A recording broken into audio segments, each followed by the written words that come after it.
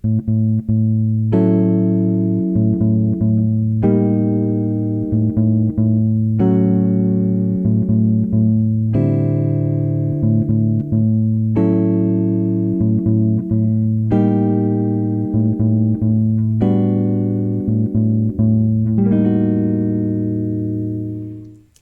and welcome to this jazz guitar lesson. I'm Chris Whiteman and thanks for joining me.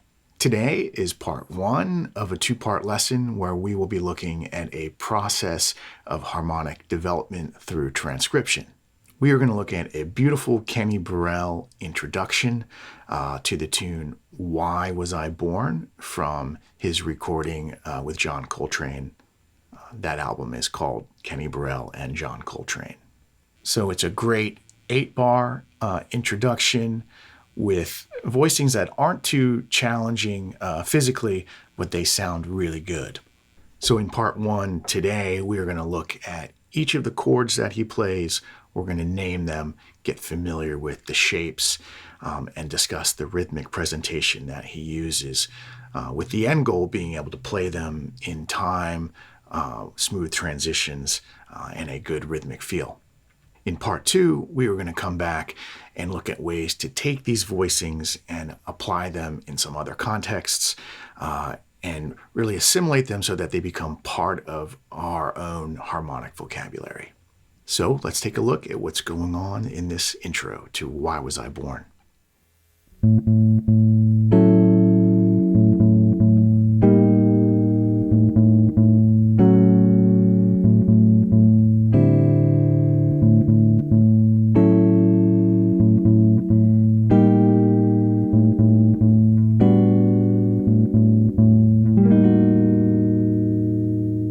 So there are a few concepts that are happening in this introduction.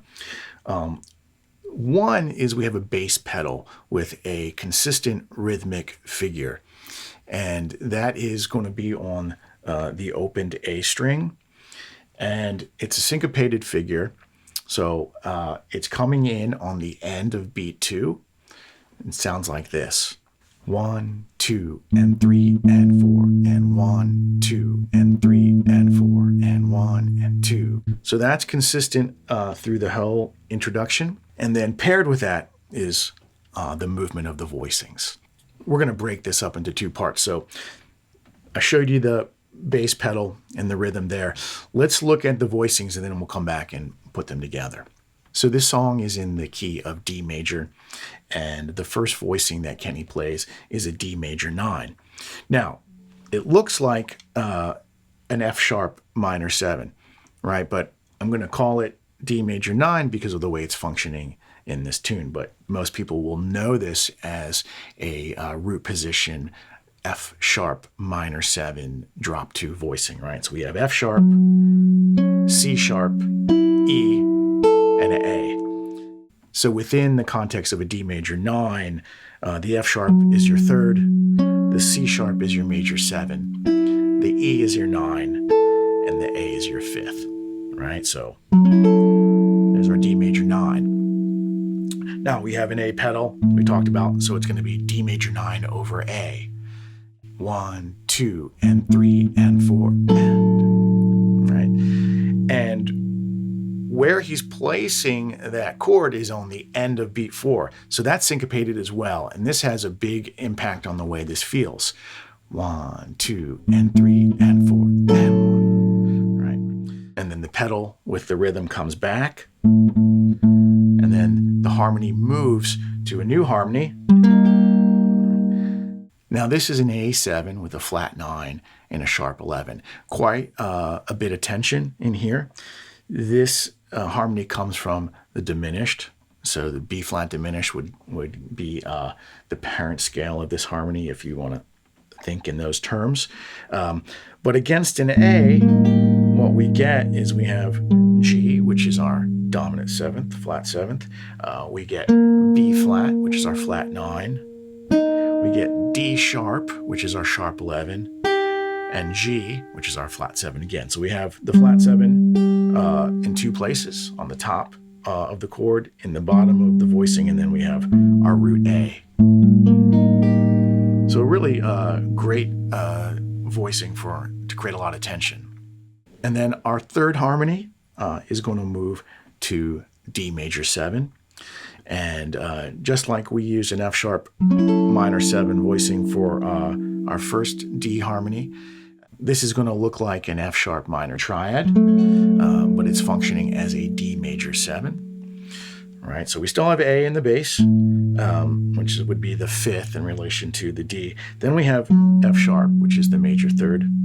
A is our 5th. C sharp is our major 7. And then F sharp, we have another 3rd on top. All right, so from the beginning,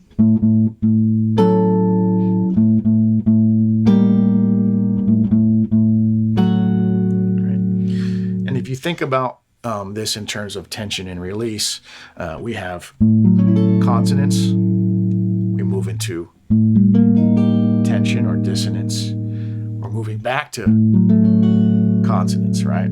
So we can think of this as the 1 chord, moving to the 5 chord, moving back to the 1 chord. And then the 4th harmony is interesting. It's just, I have open A, open D, open G, C, and open E. Right? And this I'm calling a D9 sus. Right? So we have D, which would be the root. G is our 4th or suspension.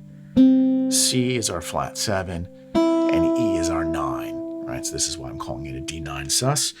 And we have A in the bass, so it's a D9 sus over A. All right, so that takes us through the first 4 bars.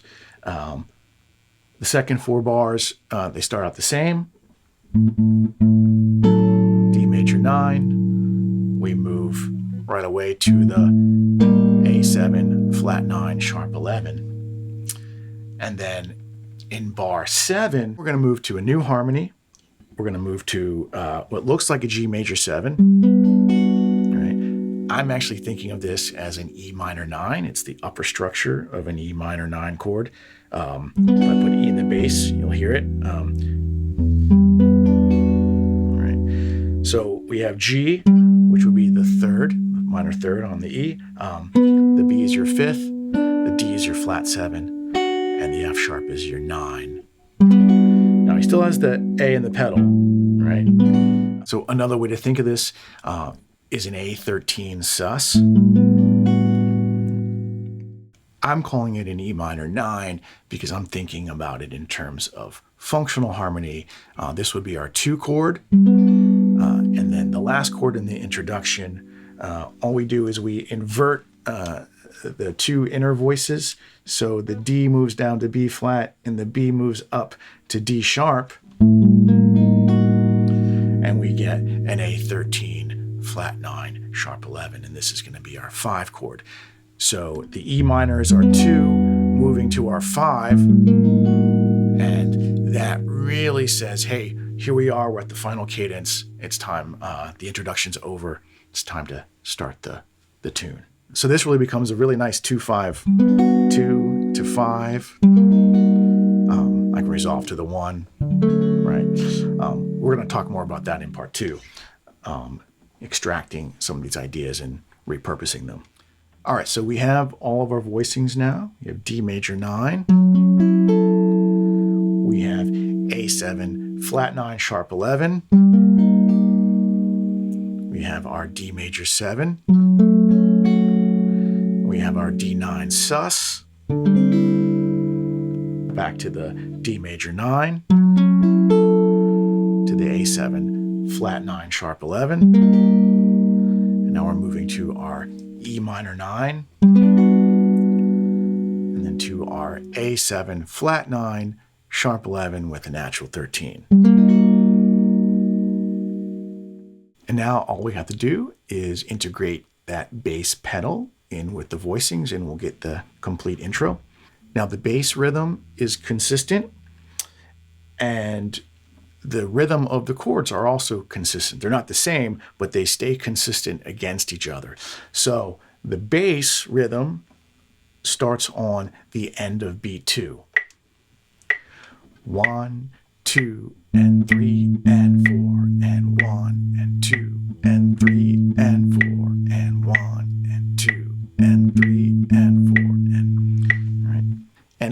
of the chords are presented on the end of beat 4, right? So 1, 2, 3, 4, and 2, 3, 4, and 1, 2, 3, 4, and 1, 2, 3, 4, and 1, 2, 3, right?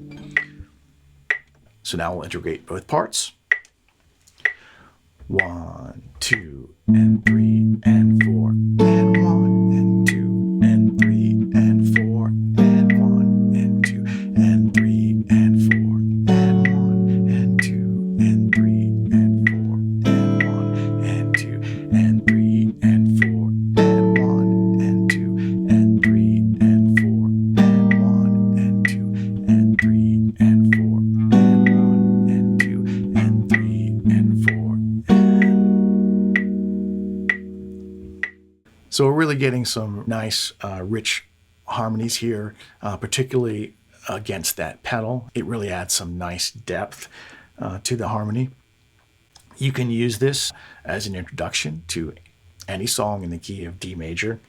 In part 2, we're going to come back and look at applying this in other contexts. So what do we do if we want to change the key and we lose access to an open string for the pedal? As well as looking at any functional aspects of the harmony, in particular, any 5/1 cadences or the last two chords as a 2/5. You know, how do we extract that and make that part of our 2/5 vocabulary? So I hope you found this information useful. Everything we went over today is available to my Patreon subscribers as a PDF download with tablature and standard notation. And I'll put a link in this video description for those who are interested in exploring my Patreon membership. Thanks again for joining me, and I'll see you next time.